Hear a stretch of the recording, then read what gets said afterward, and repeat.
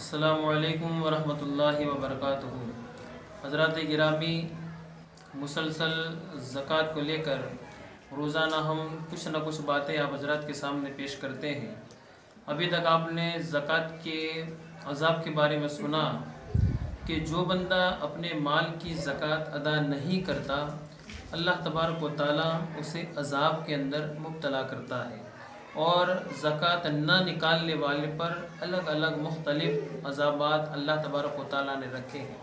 حضرات گرامی، آئیے اب زکوٰۃ کے بارے میں کچھ باتیں آج بھی آپ حضرات کے سامنے پیش کرنے کی کوشش کروں گا کہ اللہ تعالیٰ کی رضا کے لیے ایک حصہ مال کا، ایک حصہ جو شرع نے مقرر کیا ہے، کسی مسلمان فقیر کو مالک کر دینا، اس طور پر کہ اپنا نفع اس سے بالکل جدا کر دے۔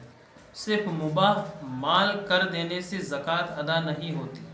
مثلا فقیر کو زکوٰۃ کی نیت سے کھانا کھلا دیا تو زکوٰۃ ادا نہ ہوئی، کیونکہ اس میں مالک کر دینا نہیں پایا گیا۔ یعنی اگر آپ نے زکوٰۃ کا مال کسی فقیر کو دیا یا کھلایا تو صرف آپ نے زکوٰۃ کا مال اسے کھلا دیا تو اس سے زکوٰۃ ادا نہیں ہوتی ہے، بلکہ وہ سارا کھانا اس فقیر کو اس کا مالک بنا دیا جائے کہ یہ کھانا اس کا مالک تو ہے، اب تو اسے کھائے یا لے جائے۔ جب اس طرح سے اس کو مالک بنا دیا جائے گا تب جا کے تمہارے مال کی زکوٰۃ ادا ہو جائے گی۔ تو حضرات گرامی، اسی طرح زکوٰۃ فرض ہے اور اس کا انکار کرنے والا کافر ہے، فاسق ہے، اور نہ دینے والا فاسق ہے، اور ادا کرنے میں تاخیر کرنے والا مردود ہے۔ اب آئیے میں آپ کو بتاؤں کہ زکوٰۃ واجب ہونے کی چند شرطیں ہیں۔ زکوٰۃ واجب ہونے کی چند شرطیں ہیں۔ سب سے پہلی شرط، زکوٰۃ کس پر واجب ہوگی؟ سب سے پہلی شرط مسلمان ہونا۔ مسلمان پر زکوٰۃ فرض ہے، لہٰذا کافر پر زکوٰۃ واجب نہیں ہے۔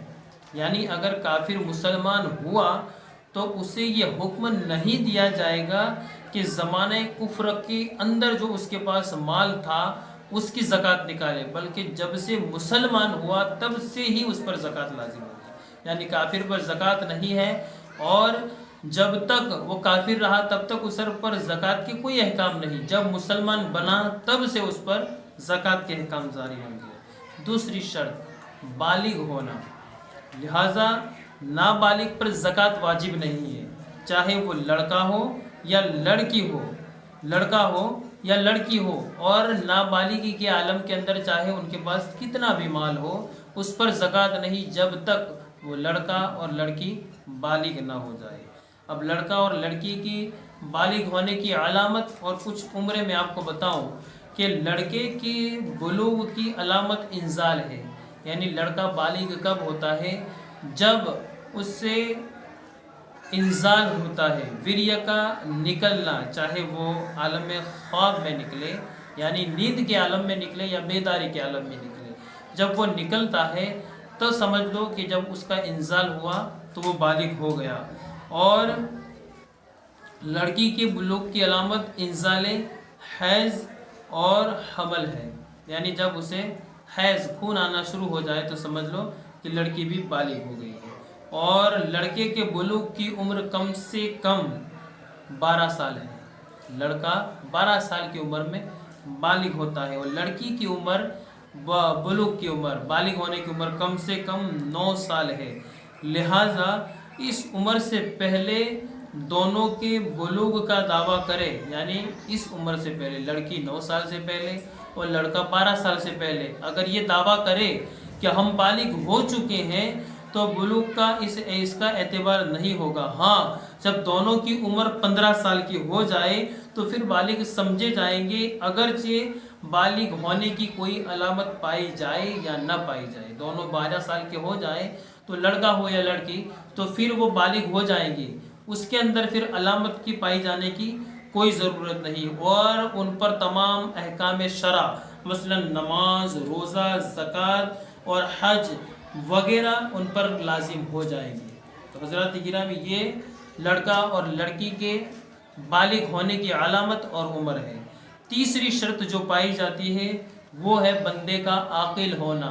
عاقل یعنی عقل مند ہونا.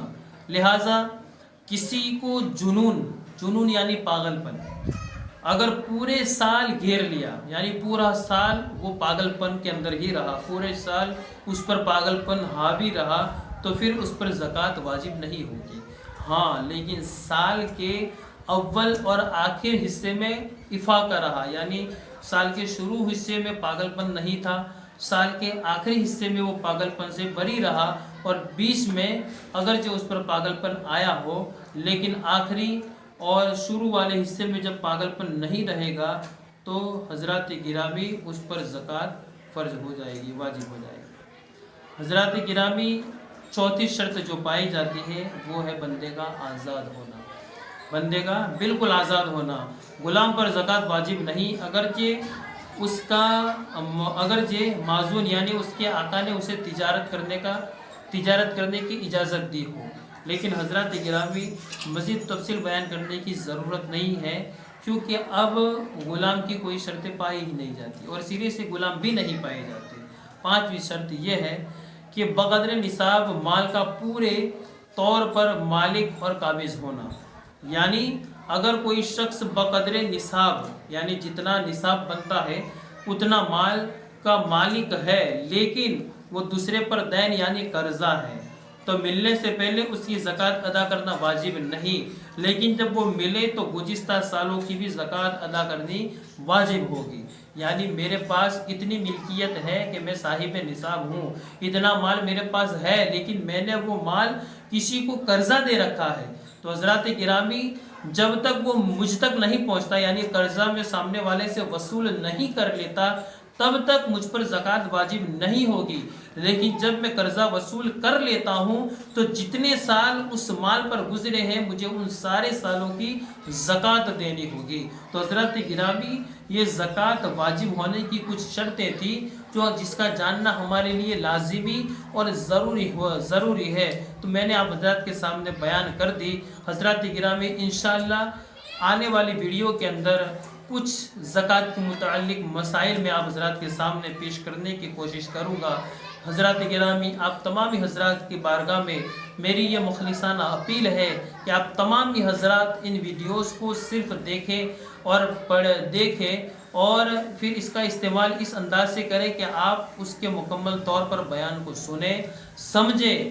اگر کچھ بات آپ کو سمجھ نہیں آتی ہے تو آپ فوراً ہمارا رابطہ کریں، ہمارا کانٹیکٹ کریں، اور وہ بات آپ ہم سے بات کر کے اس بات کا حل نکالیں. اور صحیح معنوں کے اندر اگر کوئی مسائل اس بات کے علاوہ بھی آپ کے ذہن میں پائے جاتے ہیں تو آپ فون کے ذریعے ہم سے یا میسج کے ذریعے ہم سے اس بات کا خلاصہ کروا سکتے ہیں، کتاب کے ذریعے، یا پھر ہم کسی بھی صورت میں آپ کو کسی مفتی صاحب کے کانٹیکٹ سے یا پھر کتاب کے حوالے سے آپ کی بات کا خلاصہ آپ حضرات کے سامنے پیش کریں گے. حضرات گرامی بس یہی اپیل ہے کہ آپ ان باتوں کو سنیں، سمجھیں اور اس پر عمل کرنے کی خود بھی کوشش کریں، اور اپنے گھر والوں کو، اپنے دوستوں احباب کو بھی اس پر عمل پیرا ہونے کی تلقین کریں. السلام علیکم ورحمۃ اللہ وبرکاتہ.